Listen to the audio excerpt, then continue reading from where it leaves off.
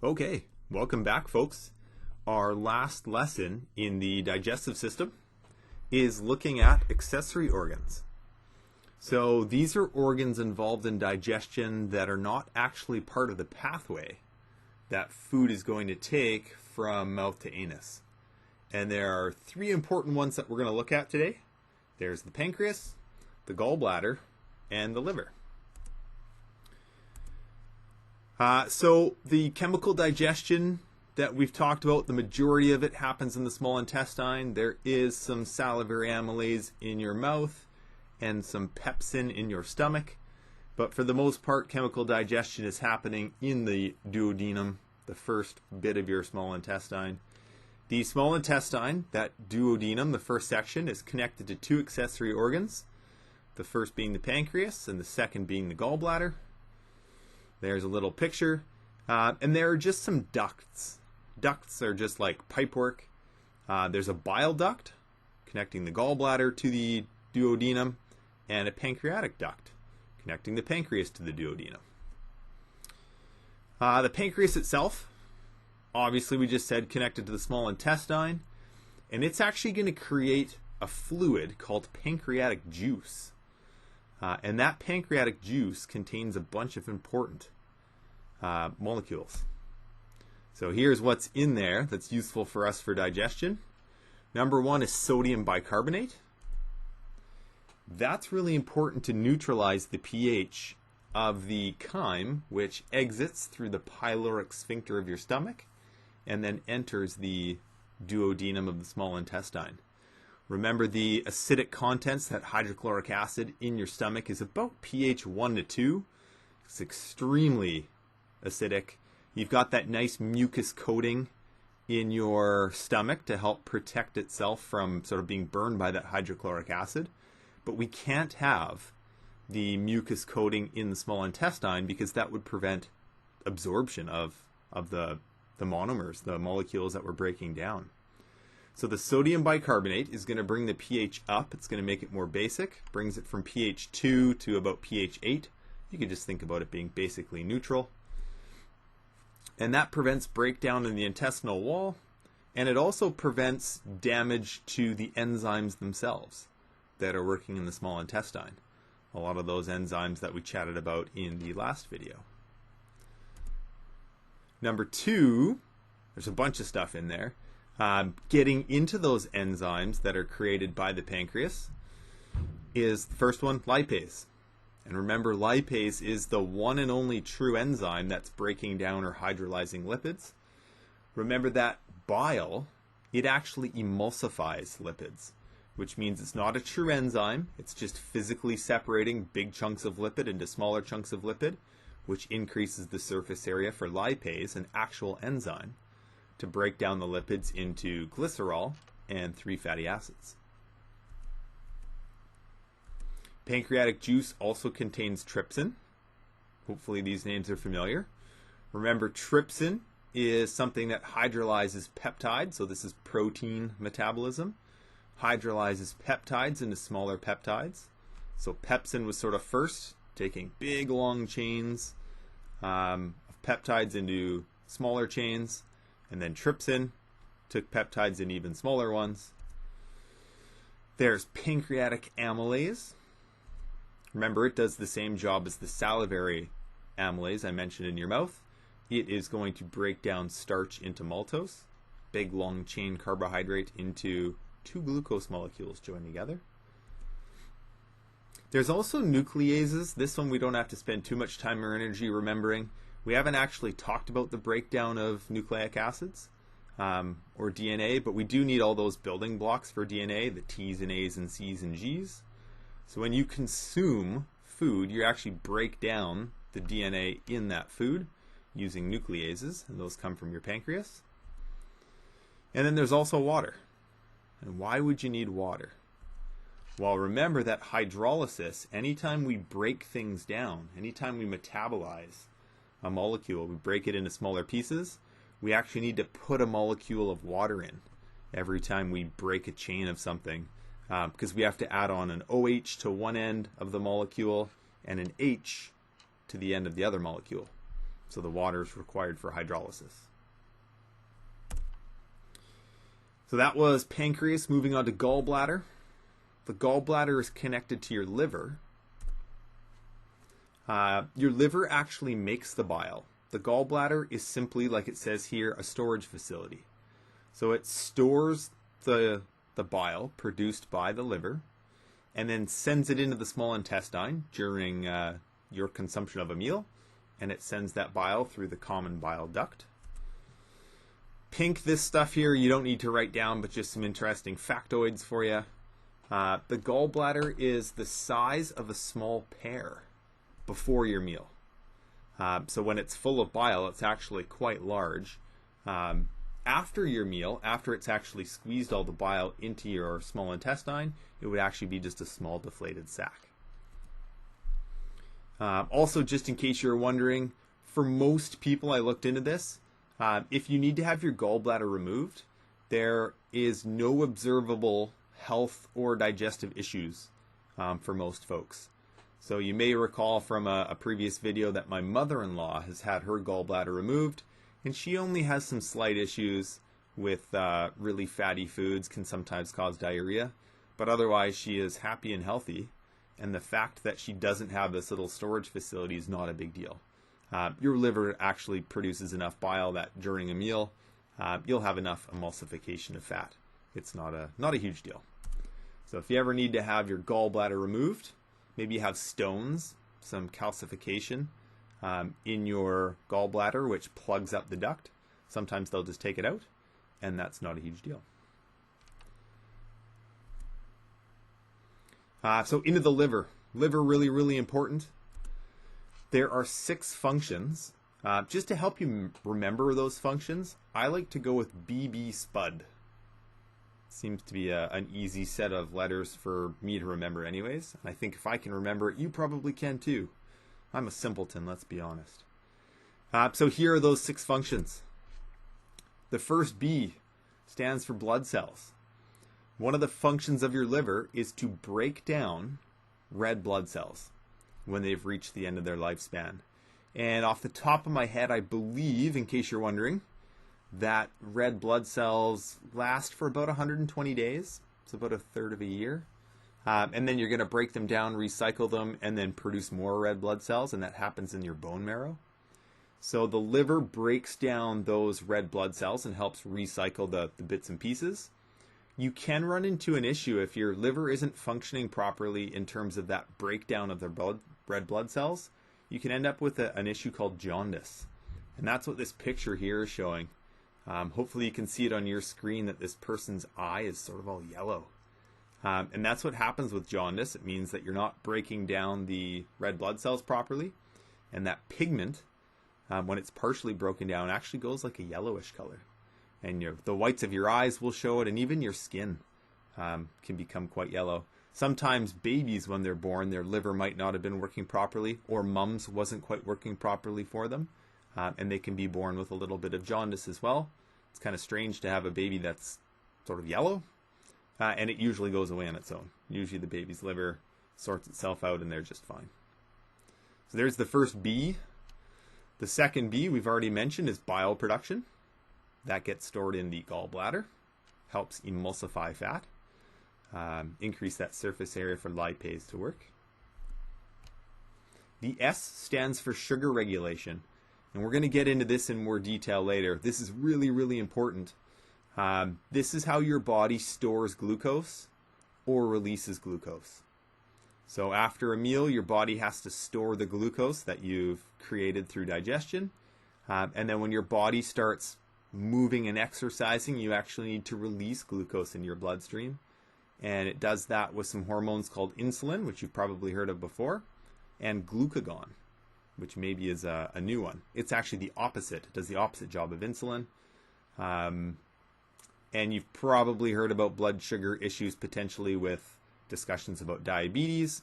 Hold that thought, because you guys are going to do a little research assignment on that for me. So there's our list again, BB SPUD. We've covered the BBS.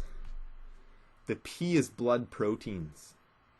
So there are blood proteins that your liver produces that are involved in blood clotting. And we're going to get into blood clotting in way more detail in the circulation unit. So I'll just say hold that thought for now. You may recall that your large intestine has E. coli bacteria that are producing vitamin K that are also important for blood clotting. So 2 times in the digestive system we've seen blood clotting come up. The U stands for urea. And if that term looks familiar, that's urine. The waste product produced by our kidneys is full of urea. That's how it gets the name urine. Urea is the main waste product that is produced when you break down or metabolize proteins. So it's nitrogen rich, and every time we sort of cleave these long peptides into smaller pieces, there is some waste when we take it all the way down to amino acids, some waste that is nitrogen rich, and our body just gets rid of it in the form of urea, which is dissolved in water, and it's called urine. We pee it out. The last one is the D, and that's detoxification. And hopefully you remember this. We did this way back when we looked at the cell, right? We ate, what was it, beef liver, rich in smooth endoplasmic reticulum, because the liver is very important in the detoxification of poisons and toxins in your bloodstream. And it's doing that all the time, all day long, even just regular old diets. I'm not talking about doing drugs. I'm not talking about drinking alcohol all the time. There are lots of products just in the breakdown and metabolism of food and other things in our body that produce poisons or toxins that our liver needs to take care of. So there's your BB Spud, the 6 functions of the liver. Really quickly onto the pancreas again. We're going to revisit that whole insulin-glucagon issue. Just in case you've ever heard these terms, we won't spend too much time and energy on them. But there are 2 different kinds of glands. Maybe I'll just bring them both up. There are exocrine glands. These are terms you've maybe heard of before. An exocrine gland is any kind of structure in your body that secretes something into an organ or a duct, a tube that then goes to an organ. And that's what the pancreas does with the digestive enzymes and the sodium bicarbonate. Anything that's flowing through that pancreatic duct into the duodenum would be an exocrine function of the pancreas. And then there are also these things called endocrine glands. Maybe you've heard of the endocrine system. Those are structures that send secretions straight into the bloodstream. And the pancreas is not only linked through the pancreatic duct into your duodenum, the exocrine function, but it's also linked directly into your bloodstream, and it sends hormones, the 2 we're going to look at in a moment, insulin and glucagon. It sends those directly into your bloodstream. So it's actually got this exocrine and endocrine function, where it sends things into organs or ducts, and it also sends different products straight in your bloodstream. Just more of a little Jeopardy fact than anything, in case you ever see those terms exo and endocrine again. So here we go, stars beside this. You're definitely going to need to know how this works. I can tell you right now that on quiz number 2, there will be a question about insulin and or glucagon. Hopefully you can answer that without having to refer back to your notes. So spend some time going over this and make sure you can get it down.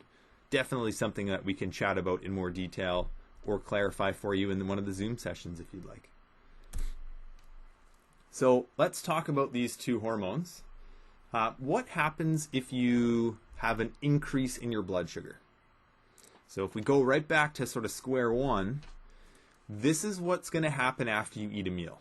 So you sit down, you eat some food, your body is going to digest starch, and through a couple of steps with a couple of different enzymes, it's going to break that starch down into glucose.